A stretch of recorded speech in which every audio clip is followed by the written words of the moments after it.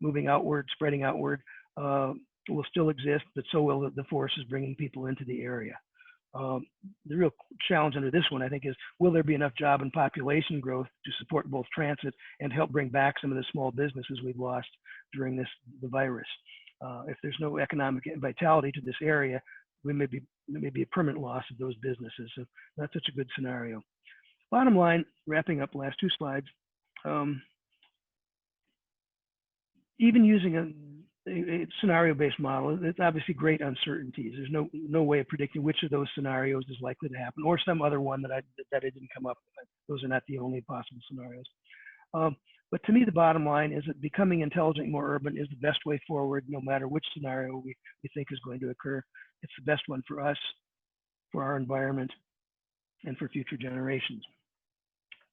So with that, I am going to stop sharing. And return to Gary's already left, and I just saw a photo of Gary. I thought you'd put up a picture of yourself and you were out doing something in the yard now. No, I ate my dinner. I didn't think people wanted to watch me cut my food and swallow and all that. Well, okay. Chief, thank you very much, Don. That was really outstanding. I've heard you talk before, but every time I seem to learn more, and interesting to get your insights as to how things may evolve.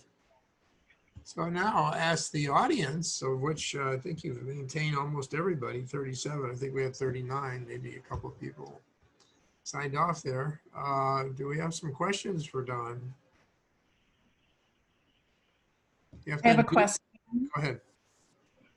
This is Elisa. So Don, I heard you speak over 10 years ago, and at the time you had a lot of the same messages focused on seniors and the, walkable, safe neighborhoods for seniors, so lots of parallels. And in the meantime, since then, I've noticed a lot of these sort of mini urban environments grow up around something like the Caltrain station, and like you talked about Google Downtown and the other examples. And but what I haven't noticed is that it doesn't seem a whole lot more amenable to what seniors need besides the transportation or maybe walking to a local shop. And it's still so very expensive. And so I just wonder what you see for this area in terms of how realistic it is for people to be able to afford to live here, even with these new neighborhoods coming in, which people tend to be willing to pay quite a lot for. Yeah, good questions. Couple different aspects to it. One of which is sort of the affordability thing, and the other question relating to the pace at which it's occurring and so on. I think we've got to recognize the affordability thing is a numbers game.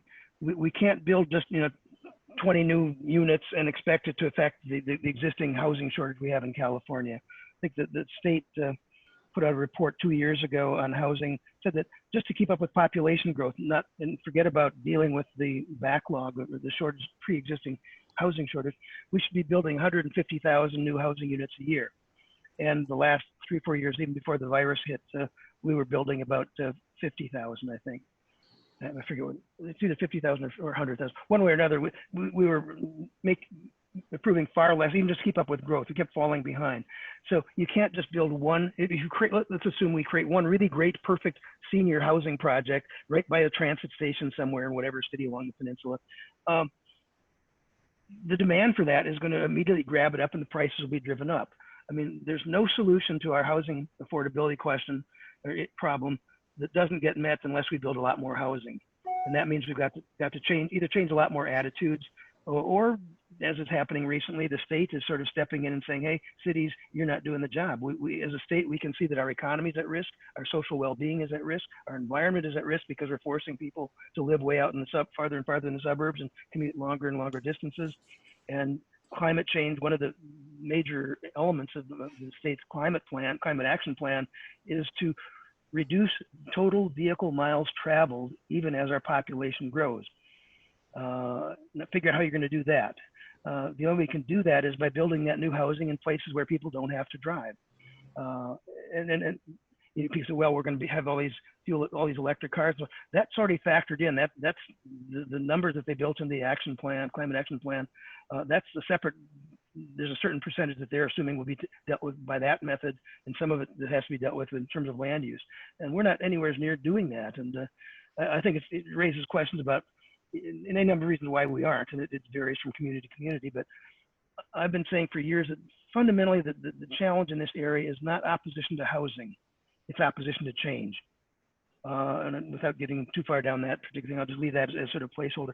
The other thing is we are not making the progress we should. I think we're seeing some interesting projects that are beginning to, I was up in Menlo Park, for example, a week ago, and the housing that's being built along El Camino there. I mean, a lot of it was sort of, it took years and years of fussing going on within the residents of that city, but eventually it's getting built, and that offers some hope. But no, I don't see, well, for example, without pointing fingers, but what kind of a job is the Sierra Club, Loma Prieta chapter, doing in promoting, creating those sorts of neighborhoods? I don't know, and I mean, that's rhetorical, because you can ask the same question of others. I'm not trying to, but I'm saying there aren't enough voices, enough diverse voices that are pushing us in that direction, that are, we don't have, we can't say that it's a matter of the choir singing. We don't have a choir yet. We're still kind of individual voices as I see it. I don't mean to be putting myself out. Don, I have a question for you. Yeah, sure. Hey, Bob. Hi. The excellent presentation. I agree with everything you had there. It was really well done. And I think that you're talking about intelligent urbanism, I think, is a key. And your last explanation was sort of a segue into what I was going to ask anyway.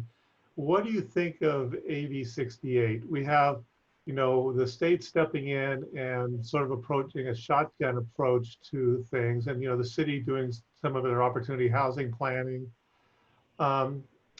They're increasing densities in suburban neighborhoods and not necessarily in transit hubs.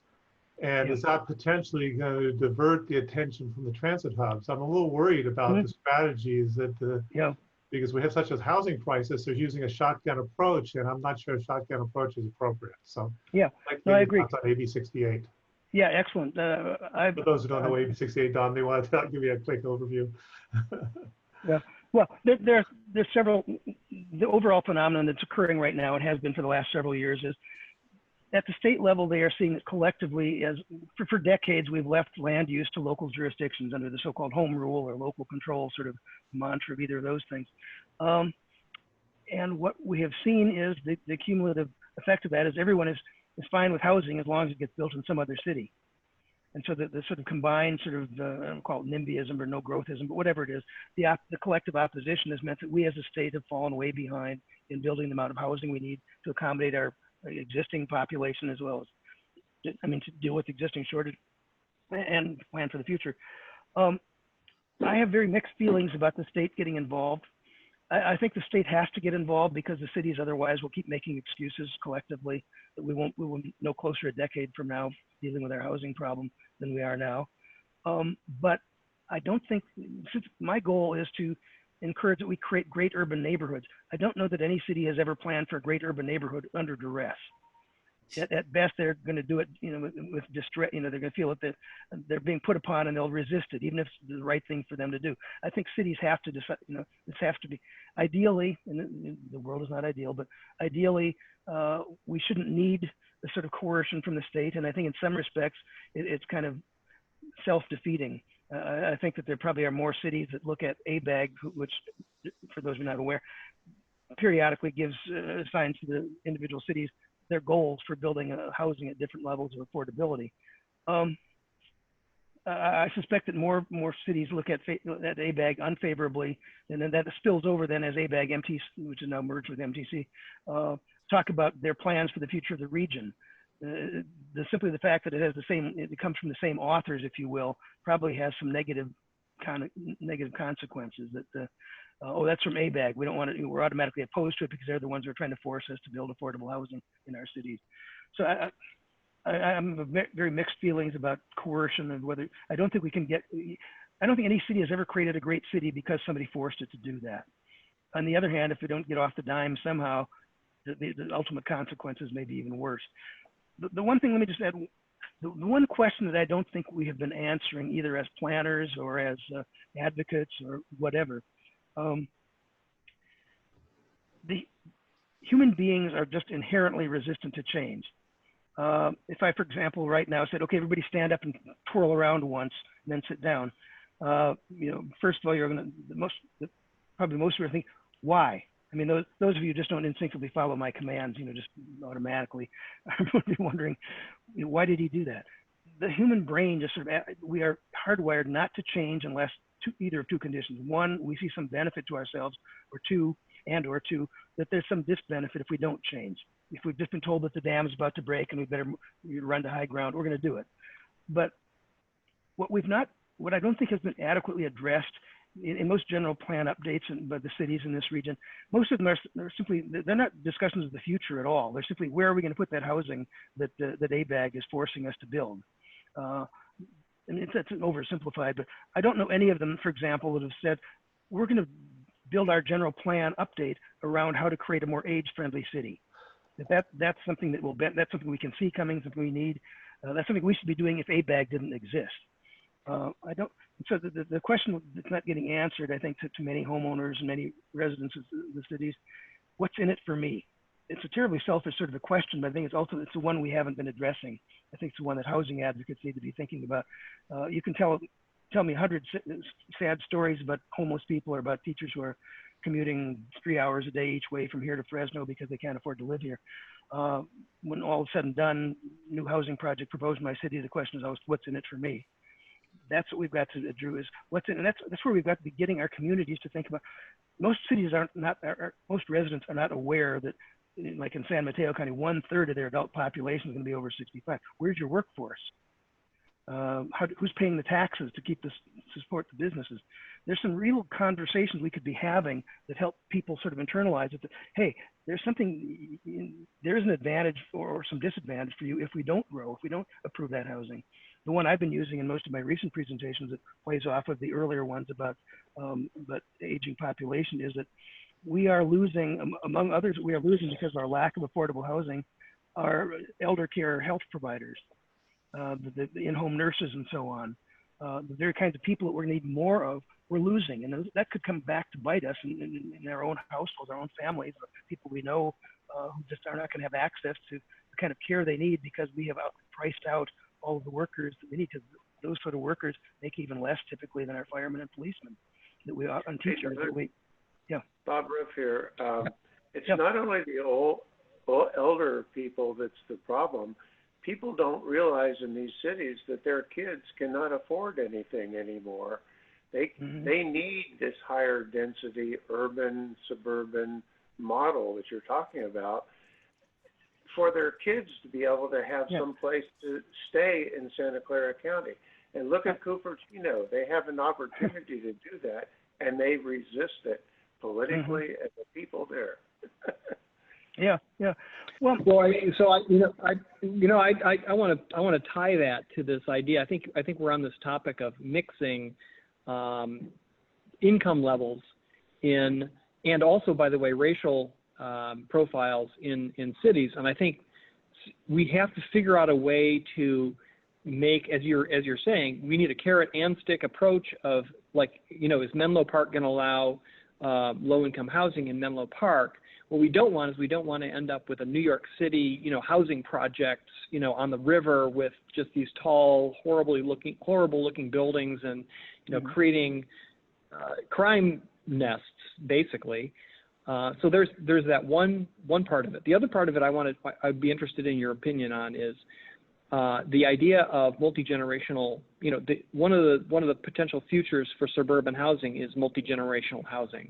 I'd like to sort of get your thoughts on that, because that could also solve the mobility problem for the seniors, because they have a younger generation living with them, and it could also solve the problem for young people. And I'll back out while you make comments on that. No, well, good points. A couple of thoughts. Back to Bob's initial point about, because it relates to your intergenerational thing, is that we're not going to have housing for our children.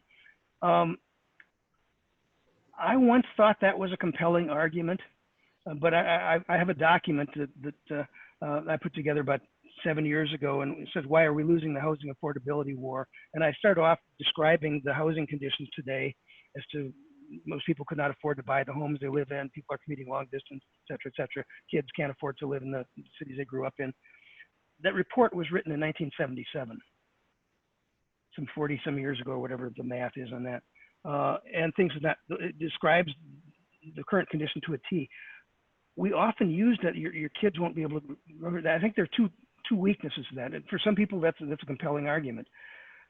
Some of them, if I lived in Los Altos or some other expensive community, I don't have any expectation that my kid's ever going to be able to live here if they can ever be able to afford it. And secondly, they may not live here anyway. They're going off to school and then they're going to work in, some other state. So for some people, I think that's a good argument. I've grown skeptical. I used to think it was a good one. I used to write it in some of my papers way back in the day, and I just don't know. It may be worth doing a focus group with some people. The other thing about multi-generational thing, certainly that's fine if you have relatives in the area or people willing to move to the area. I think rather than focusing simply on that part of the market, I would say accessory dwelling units is probably the best way to get at that, because it allows it maybe that's a relative who, maybe that you move out to the accessory unit and your kids move in, your adult children move into the main house, or you rent out the back for some college student who needs it, but they do your grocery shopping for you if you're older and prefer not to. I think accessory dwelling units, I don't know that planning specifically for multi-generation. I think that's been used in some cases for arguments for, that's why we need the McMansions, is because it's not just mother and father, two kids living there. It's also the grandparents. I don't know how common that is. Certainly it is probably in some neighborhoods and some communities more than others, but I'm not certain that I would spend a lot of time focusing on building multi-generational home housing specifically. I'd focus more on the accessory dwelling unit part of it. Hey, Don, Yep. What's this called, the third rail or whatever, and parking. You haven't really addressed parking much. And, I've grown up, I think we've all grown up on the idea that parking should be free, it should be everywhere, but there's real cost there. Do you want to address your thoughts on parking?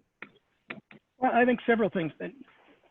One of the challenges I think we face is too often we get involved in the discussion on a project by project basis. If there's a development proposal that's before the city council, and so we go in and say, oh my gosh, they just don't have enough parking units for that particular project. The problem should have been solved upstream. It should have been back when you were planning for that neighborhood in the first place, so that you factored in that this is going to become an urban neighborhood where people don't need as much parking. But once if you're just doing it on a project by project basis, that parking thing is always going to be one of the challenges, one of the hurdles that you have to overcome. I'm wondering, Rick, you've provided the most. My friend Rick has had a lot of experience in dealing with these sorts of issues as a planning director in two different capacities, two different cities. What are your thoughts about how do we address some of these resistance to housing and so on? You have to unmute yourself here or use sign language. I think you have to define a few things, which for 20 years people have been trying to define. You talked about building great neighborhoods. The starting point in part is there aren't many people who agree on what is a great neighborhood.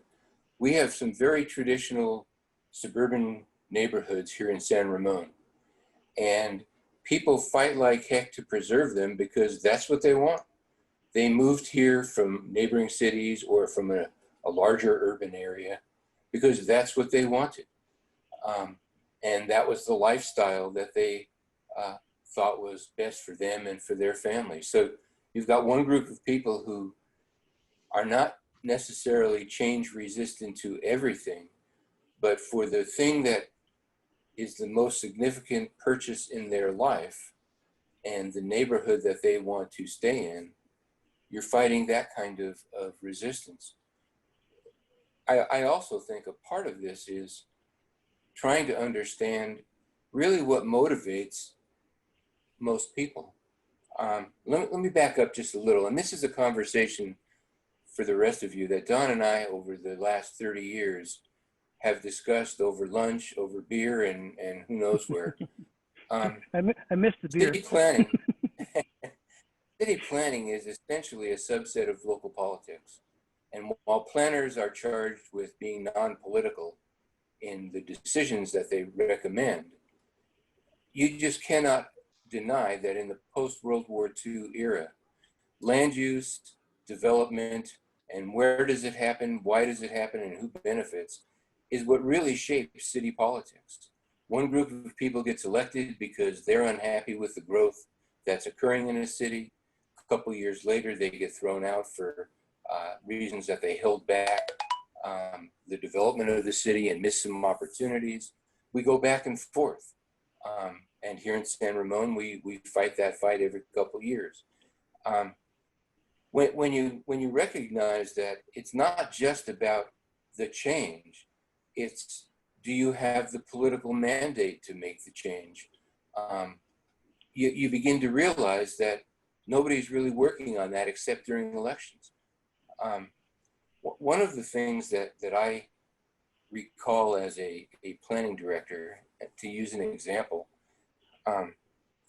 we were at the time in the city I worked in working on a very large commercial project that at that time the manufacturers group in Santa Clara County, I forget what their title really was, but and another group were advocating for privately to city council members, to planning commissioners. And finally I gave their director a call and I said, you know, are you aware that decisions are typically made at 10 o'clock at night? It might be raining out, and the only people in the audience are the people who are unhappy about what we are doing. Where are you? Do you really think that the study that you did, that you circulated among all of the people that you associate with, who also never show up at meetings, doesn't get read? And so the decision gets made sometimes based on the squeaky wheel. So I think Don is right in a lot of what he